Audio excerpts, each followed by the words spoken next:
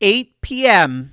tonight, in just hours, something absolutely massive is about to happen in Iran. Something that will end the regime forever. We're living through one of those moments in history that people will be talking about for generations. The kind of moment that gets a chapter in every textbook. The kind of moment that reshapes the entire global order in a single night. Simply put, I cannot remember a single day where the news coming out was this consequential, this fast-moving, and this world-altering. Because what happens in the next few hours promises to literally change everything. Hey gang, it's me, Dr. Steve, your patron professor, here to help you make sense of the madness with breaking news and analysis you're not going to get anywhere else. So you know what to do. Make sure to smack that bell and subscribe button. Also, if you're new here, I encourage you to subscribe to our Patriot Alert newsletter so you never miss an update. Get featured content and important announcements sent straight to your inbox for free every single day. Just scan the QR code or grab the link in the description below. We are now just hours away from the 8 p.m. Eastern Time deadline for Iran to either reach a deal and reopen the Strait of Hormuz or face a massive new wave of escalated military strikes, the likes of which they have never even imagined. Trump gave them 10 days. They wanted a week. He gave them 10 days in good faith. And if the deadline passes without a deal, Trump is promising what he is calling the end of a civilization. Quote, "A whole civilization will die tonight, never to be brought back again. I don't want that to happen, but it probably will. However, now that we have complete and total regime change, where different, smarter, and less radicalized minds prevail, maybe something revolutionarily wonderful can happen. Who knows? We'll find out tonight. One of the most important moments in the long and complex history of the world. 47 years of extortion, corruption, and death will finally end. God bless the great people of Iran." This is an extraordinary post. President Trump is declaring complete and total regime change has already been achieved, past tense. And he's framing tonight, April 7th, 8 p.m., as the moment the 47-year Islamic Republic formally ends. This is likely the most consequential presidential Truth Social post of the entire conflict. In terms of what to expect, we're looking at a 4-hour blitz attack targeting every bridge and power plant in Iran. Trump's also threatened Iran's oil infrastructure, and he's warned the country could be taken out in a single night. Geopolitically, the world is turning its back on Iran. North Korea has signaled they're done with Iran. China's done. Russia's done. The Houthis are done. Hamas is out of the picture. Hezbollah is largely out of the picture. Iran, by every objective metric, is completely and totally isolated. And now President Trump is promising to, in effect, finish the job. Now, critics keep saying that Trump has not achieved regime change because there's no new flag over Tehran, right? There's no American boots on the ground. There's no transitional government signing paperwork in front of cameras. But I would argue that they're measuring regime change by the wrong standard here because Iran is very unique. The key here is that Iran's regime doesn't rest on a single pillar. It rests on three. Pillar one is ideology, their founding idea. So the Islamic Republic's entire claim to legitimacy is that it governs in God's name on behalf of the oppressed for eternity, and they've been commissioned by God to resist and ultimately defeat the great Satan of the United States and Israel. Pillar two is patronage. The regime survives by buying loyalty, giving jobs, contracts, housing, subsidies to the networks of people who keep the system running. And that includes the regional proxies of Hezbollah, Hamas, and the Houthis. Pillar three is coercion. The Basij, the IRGC, the intelligence services. These are the enforcers who make sure that those who reject the ideology and can't be bought stay silent. Now, for this regime to fall, the key here is that all three pillars have to crack simultaneously. And here's the stunning news. They already are. Let's start with the ideology. This is fascinating. It's the single most important statistic you're going to hear about Iran that the legacy media will simply never tell you because they're just too infested with TDS. In 2023, a senior Iranian cleric, a member of the Assembly of Experts, which is the body responsible for selecting the supreme leader, publicly admitted that 50,000 of Iran's 75,000 mosques have closed. And they've closed because Iranians simply stopped going. I mean, let that hit you.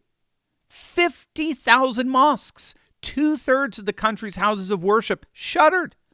Not because of bombs, not because of sanctions, but because the Iranian people voted with their feet. Generation after generation, and they voted no to Islamism. Again, a number of critics of this war have argued that in order for Iran to realign itself effectively with the United States, it's going to have to go through, some kind of de-radicalization the way post-World War II Germany and Japan went through. But the problem with that criticism is that the Iranian people have already taken that de-radicalization upon themselves. They are voluntarily de-radicalizing. The ideology is dead in the hearts of the vast majority of the Iranian people. It's propped up, frankly, by nothing but guns. So that's the third pillar, right? And polling confirms this, by the way. Studies from the Gaman Institute, the most comprehensive surveys of Iranian public opinion ever conducted, consistently show that somewhere between 85 and 90% of Iranians oppose this regime. The founding idea is gone. Pillar 1 has collapsed. And then there's Pillar 2, the patronage network.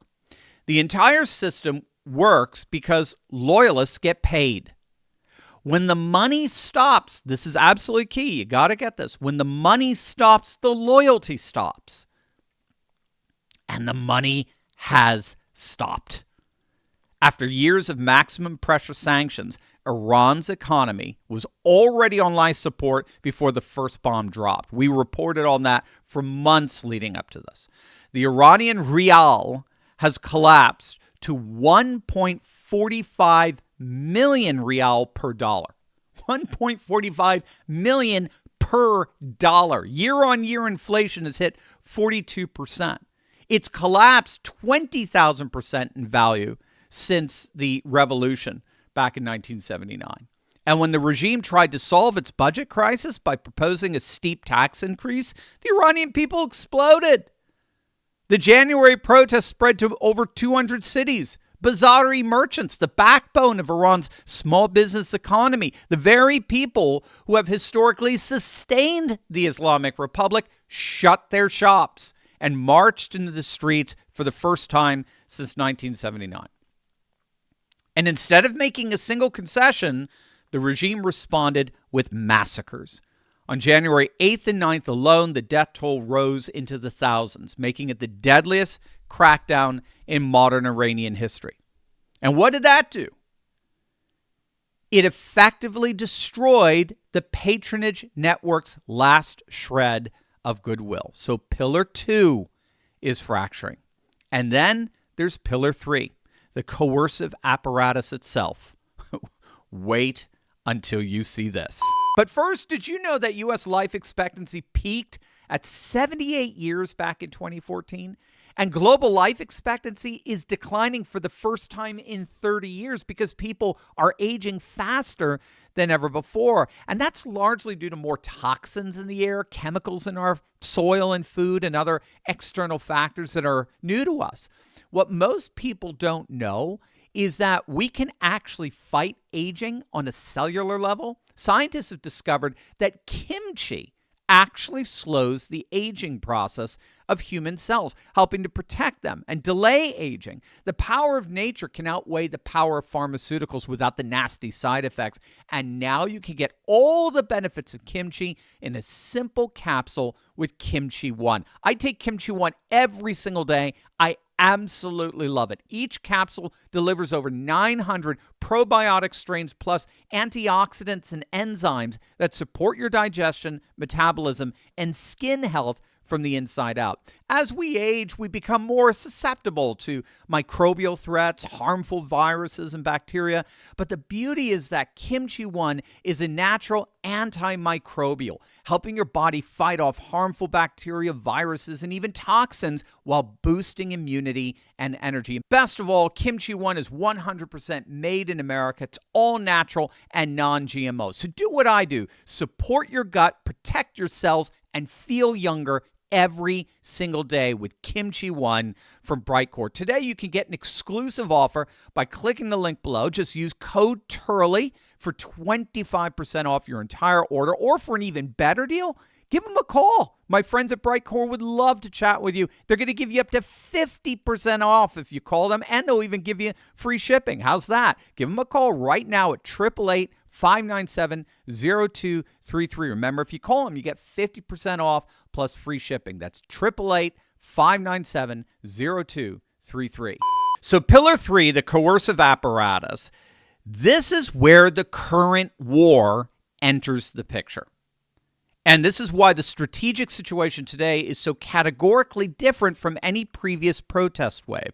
In 2019, in 2022, the Basij could crush uprisings because the Basij were intact. They were well-funded and they were feared. Today, the Basij, who haven't been paid in months, are being now hunted down by IDF drones across Tehran.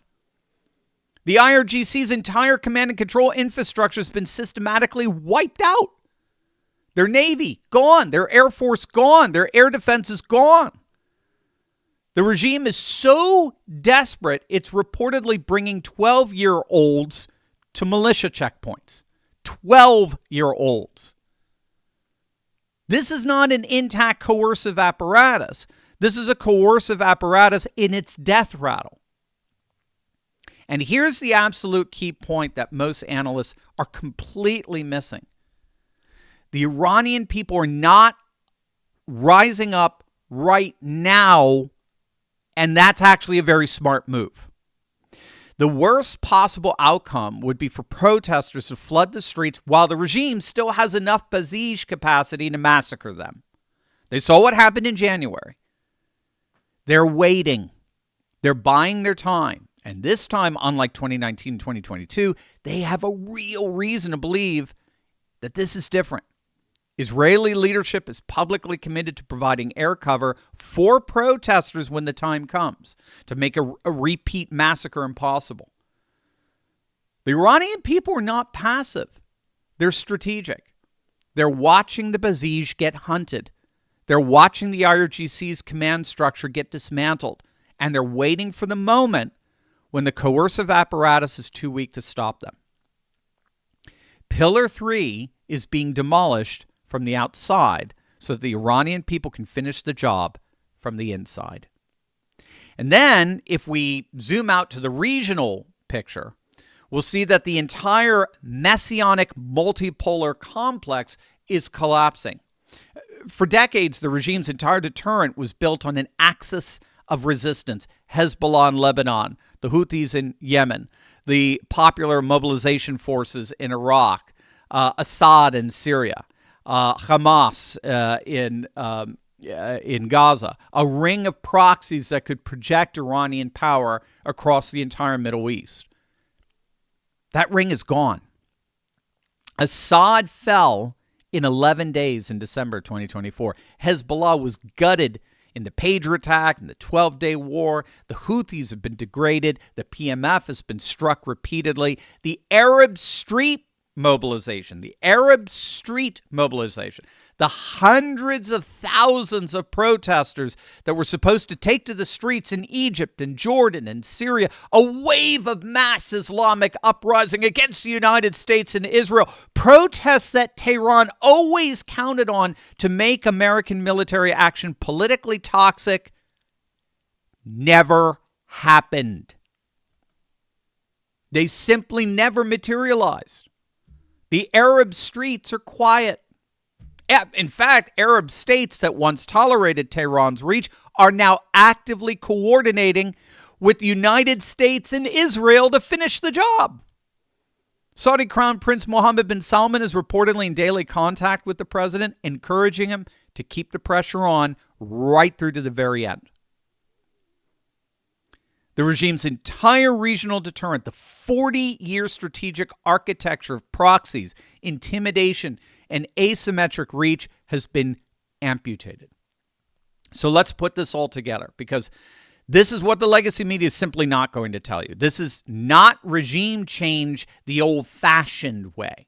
This is not regime change the Iraq way. There is no army of occupation. There is no American general sitting behind a desk in Tehran. But that was always the wrong model for Iran. Iran is a revolutionary state, and revolutionary states die when their founding idea fails, when their patronage dries up, and when their enforcers can no longer enforce.